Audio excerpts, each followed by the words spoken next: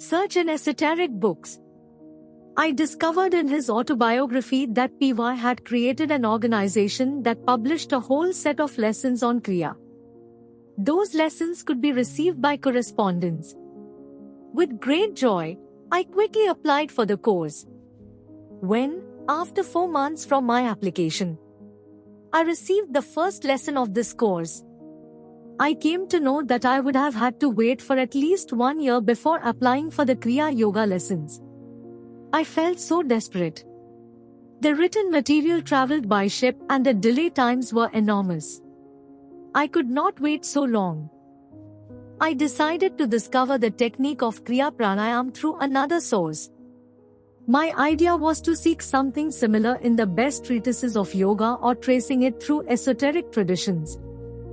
I looked for a technique of pranayam in which the energy had to be visualized, rotating somehow around the chakras. If this was, as stated by PY, a universal process, I thought having a good chance of finding it. I vaguely remembered having seen some drawings in a book about occultism which sketched out different circuits of energy throughout the human body. The idea came to explore those esoteric books who had illustrations like those.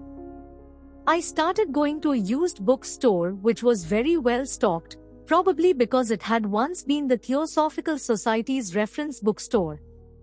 I turned down those texts which dealt only with philosophical topics, while, in ecstasy and not concerned by time, I kept on skimming through those which illustrated practical exercises with clarity.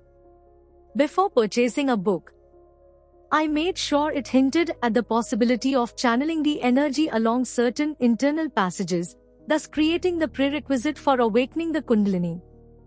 While reading the index of a text which was in 3 volumes, introducing the esoteric thought of the Rosicrucian Brotherhood, I was attracted by the entry, breathing exercise for the awakening of Kundalini. It was a variation of Nadi Shodhana. This was definitely not PY's Kriya because, according to several clues, Kriya was not to be done with alternate nostril breathing. This way of breathing is wonderful but only as a preparation. You cannot go ahead for a long time moving your hands. You must have the opportunity to remain in a state of perfect immobility. So I went on haunting the bookstore. The owner was very nice and I almost felt obliged, considering the cheap price and the perfect conditions of those second-hand books, to buy at least 1 book per each visit.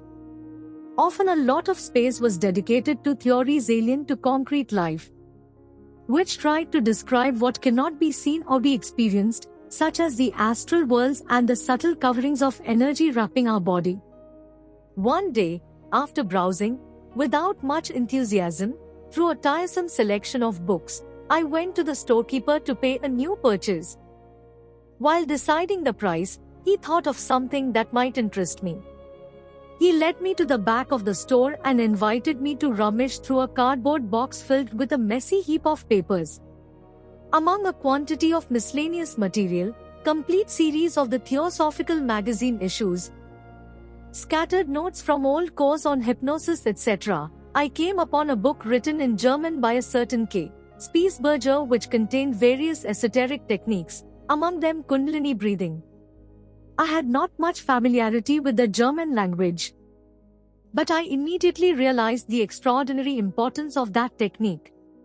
I thought that I would doubtlessly be able to decipher all of it at home with the help of a dictionary. The description of this technique still amazes me. During a deep breath, the air is to be imagined flowing inside the spinal column. While inhaling, the air is rising. When exhaling, the air is flowing down. There was also the description of 2 particular sounds created by air, originating in the throat.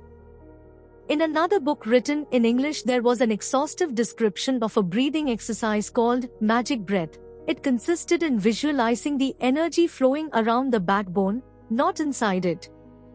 Through the inhalation, the energy had to go up behind the spinal column to the center of the head. Exhaling, it had to go down along a particular channel in the front part of the body. I completely forgot about the other material. The smirk of satisfaction I wore before the storekeeper holding the 2 books, as if I had found a treasure of unfathomable value, definitely caused an increase in their price. Walking home, I could not help skimming through the pages. I was curious about some rough drawings illustrating techniques which were based on the movement of energy. I read that the magic breath was one of the most valuable secrets of all times, and if practiced constantly, accompanied by the strength of the visualization, it would open the spiritual eye.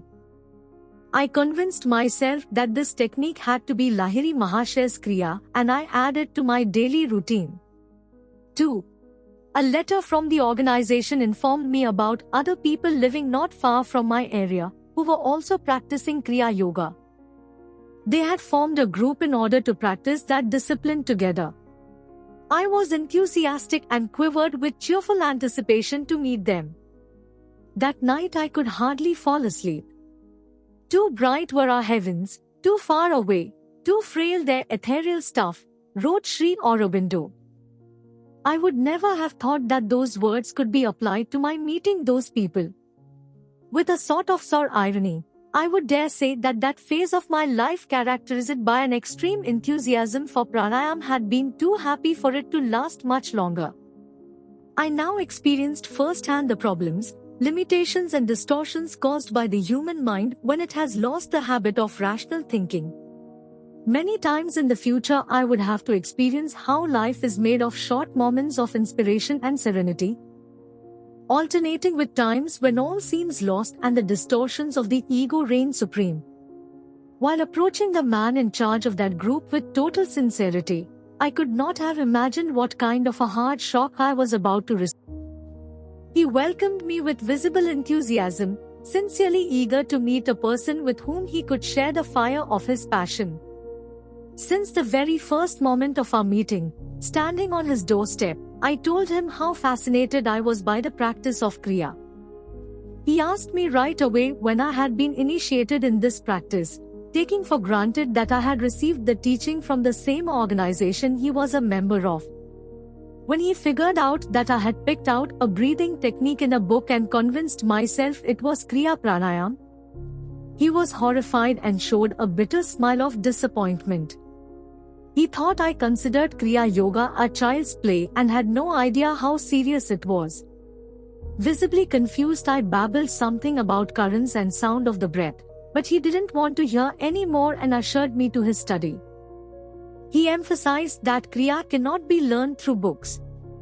He began the tale, which, later on, I had the opportunity to hear plenty of times, of the Tibetan yogi Milarepa who, getting no positive results from the painstaking practice of his fraudulently learned techniques, received the very same instructions kneeling at the feet of and with the benediction of his guru, so that this time the results came out easily. We all know how the human mind is more conditioned by an anecdote than by a logical reference. An anecdote, even if it is totally fanciful with fictional purpose, is endowed with a sort of internal brightness that conditions a person's common sense. Stimulating emotions and feelings, it is able to cloud people's judgment in order for them to easily accept conclusions that are absurd. This story left me speechless. I just did not know what to reply.